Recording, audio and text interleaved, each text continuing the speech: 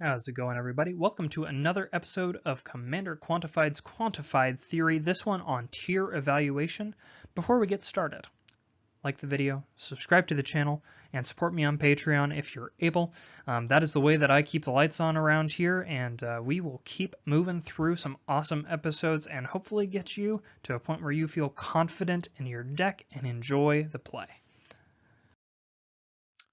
All right, so we're going to start with tier 5, and this is going to actually be the lowest tier.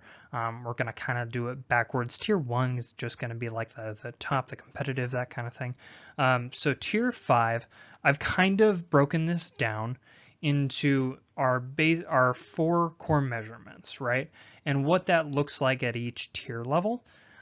So on a card by card basis, what can you expect to see at this tier level? So utility is going to be 0 to 1 per card. So you're not going to have a ton of stuff that's like, hey, I want to destroy this, and this is also a creature, and this is also, it has just a lot of stuff going on with the card. This is the low text kind of situation at tier 5. The efficiency is going to be an average mana value of 4 or greater. You are not as concerned at tier 5 with building an efficient deck. You're expecting the game to go something like 12 to 13 turns, maybe more.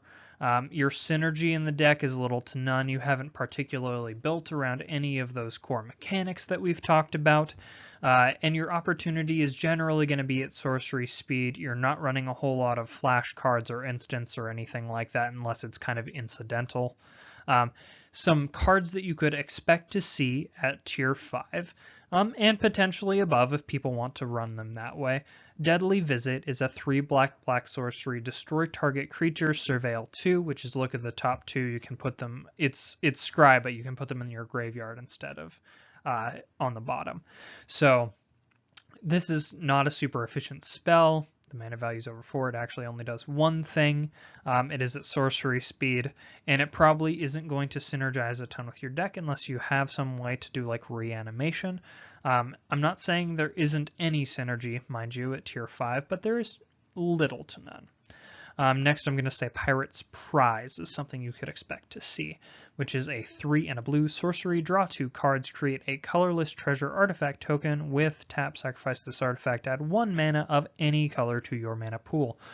So this is card draw. It does cost 4. It's at sorcery speed. Generally, you're not going to see this in higher tiers.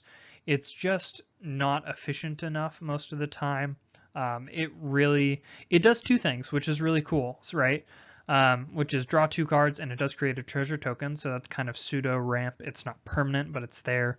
Sorcery speed, opportunity, and synergy. Maybe if you're running like, let's say, card draw tribal or something like that, and artifacts, it could synergize potentially, right? But you're not trying to go for that at tier 5. Plague Wind is a 7/black sorcery. Destroy all creatures you don't control. They can't be regenerated. 9 mana is just a lot to do that. This only has one function. It's probably not going to synergize with the rest of your deck. And for ramp, I would say like Manalith, that is at this level. So it's 3 colorless, and it's an artifact tapped to add 1 mana of any color. This is just kind of mediocre, right? It's a card that is kind of a signature in Commander. It's not quite to the point of like Commander Sphere or anything like that. I would say that that's kind of more of a tier 4 card because it does multiple things and you can do a little bit more built-in synergy with it. So this is tier 5. You're looking at low intentionality, basically low efficiency. You aren't concerned with synergy. You're kind of just throwing cards together. And that's a fine tier to play at. It's actually kind of fun, especially if you do something like, I am going to roll this 100-sided dice and choose, random cards out of these different stacks that I've got going on here. All right, so tier 4, just next level up. you're going to start seeing a little bit more consistency, right? Your utility is generally going to be just like one thing per card. Your efficiency is going to go up, so your average mana value is going to decrease. It's going to go from like 3 to 4 on average. 3 would be really quite low, honestly, for a tier 4 deck, but I could see situations where that could be possible. Synergy, you've got like 10 to 15 cards that like really work together or work with your commander well. And opportunity, you have like some instance, so it's like maybe a 25-75 split, right? Something closer to that. So some examples of cards you would see at tier 4. For card draw, you can see Read the Bones. You can actually see this from here up. Read the Bones is a card that I run probably a lot more than I should, just because it digs 4 cards deep. It is 2 and a black for a sorcery, scry 2 cards, draw 2 cards, lose 2 life. Very simple, very straightforward. It can dig you out of some stuff where you've got like, 4 lands deep or something like that. This will get you out of that issue. Vraska's Contempt is a card I would expect to see at a tier 4. 2 black for an instant. Exile target creature or planeswalker, you gain 2 life.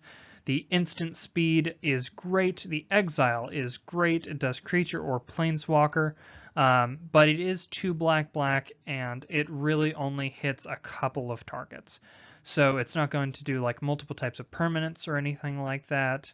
And there are just more efficient ways to do this if you consider something like Path to Exile. Mind Stone, you'll start seeing at something like a tier 4. So that's going to be a 2-cost artifact. Tap, add a colorless, and 1 tap to sacrifice Mind Stone and draw a card. So it does have multiple functions. You can get a card draw out of the deal, and it does ramp. It's a little bit more closer to like a curve card, but it taps for colorless, not colored mana, right? All right, so next let's talk about a tier 3 deck and what that looks like. This is right in the middle. Your average utility is 1 to 2 per card.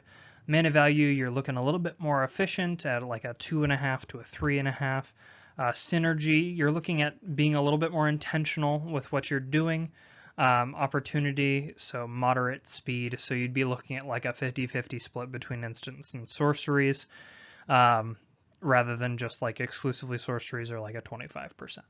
So this is an intentional deck. You have chosen like your core stuff and you've like sort of built around it.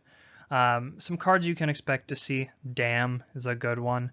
It's black for a sorcery. Destroy target creature. A creature destroyed this way can't be regenerated. Has overload, so you replace the destroy target with destroy each creature, and that's for 2 white. And you can see this from tier 3 up, I think. But this is like the lowest tier you would expect to see a card like this, rather than like your 4s and 5s, right?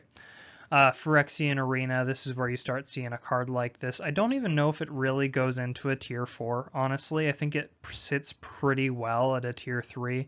1 black for an enchantment. At the beginning of your upkeep, you draw a card, you lose a life. So this is just card draw, recursive, every turn.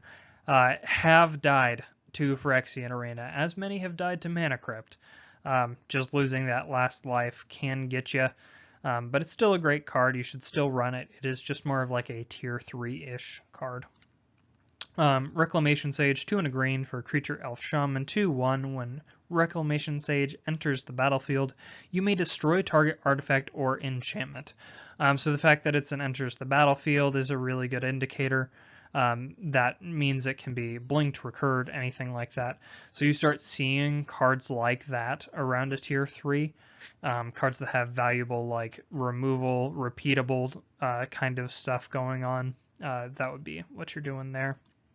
And then Soul Ring. I think you start really seeing Soul Ring at a tier 3.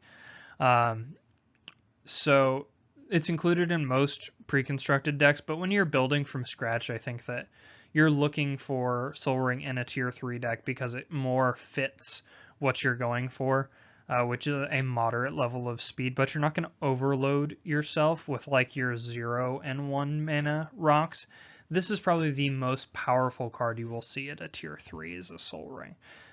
which if you don't know what it is, most popular card in Commander, it's a colorless mana and it has tap to add 2 colorless. It's an artifact. Yeah, so tier 3, you're really looking for moderate speed, good cards, but not cards that are overwhelming, right?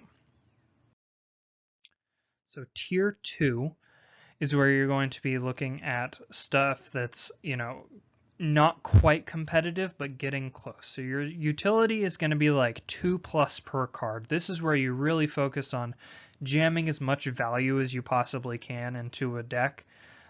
So cards that like 2 for 1 all the time. Like, you'll see in a second here. I've got some examples. Your efficiency, your average mana value is going to be from 2 to 3, generally erring toward the side of 2. Your synergy is 25+. You've really thought about this deck. You know what you're doing, and it's going to do that. Opportunity, mostly instant speed. You're probably in the 25% sorcery, 75% instant category at this point.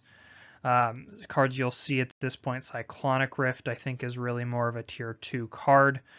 You can probably see it at a tier 3, but I think it should be tier 4 and up. It is 1 and a blue for an instant. Return target non-land permanent you don't control to its owner's hand. And your overload cost, so replacing that target with each again, is 6 and a blue rather than 1 and a blue. So this is a crippling card. If you're getting to 7 mana, this is what's going to win you the game probably, which this can be achieved as early as probably turn 5 in most cases if you're doing ramp spells on turn 2 and 3. You are going to see more of that fast mana in this tier 2.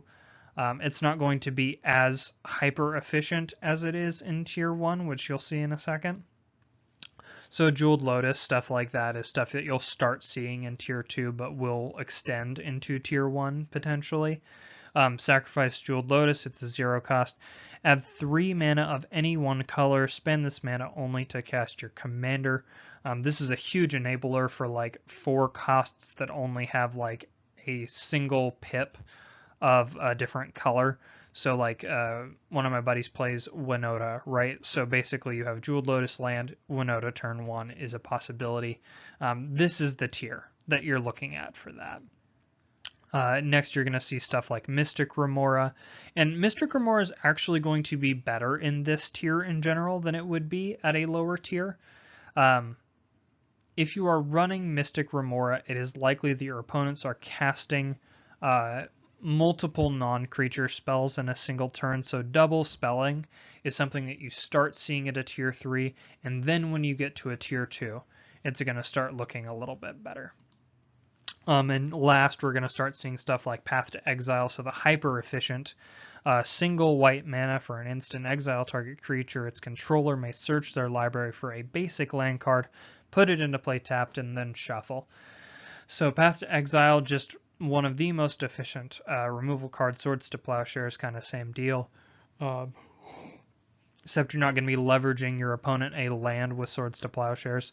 So tier 2 is where this fits in best, where you're going to start seeing cards that are more focused on efficiency than they're focused on versatility, which you'll see how that kind of works out in our next tier, actually. Let's move on. All right, so last we have tier 1, and these are kind of the more competitive decks. You're going to have a utility of like 1 to 2 per card, so it's kind of similar to your tier 2s, but your efficiency is going to go way up. Your average mana value is going to be from 0 to 2. Your synergy is actually going to go significantly down, and your opportunity is going to go to instant speed almost exclusively. You're not going to do a lot of stuff on your own. Well, you're going to do stuff on your own turn, but you're going to do stuff at instant speed. You're going to be able to respond to your own things. This is where you kind of see like your Chrome Mox super fast mana coming in, and then Mana Drain, just stuff that only you're a lot more narrow in like a tier 1 type deck, right? You're not building necessarily around a core mechanic. You're now building around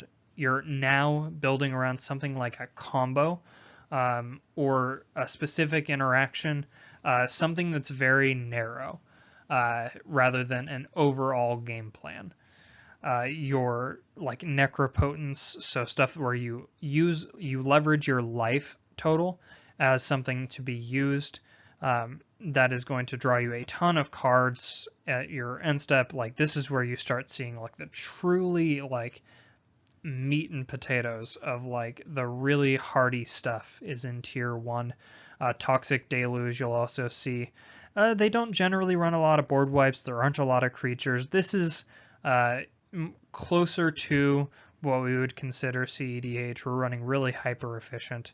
And yeah, like I said, leveraging your life total.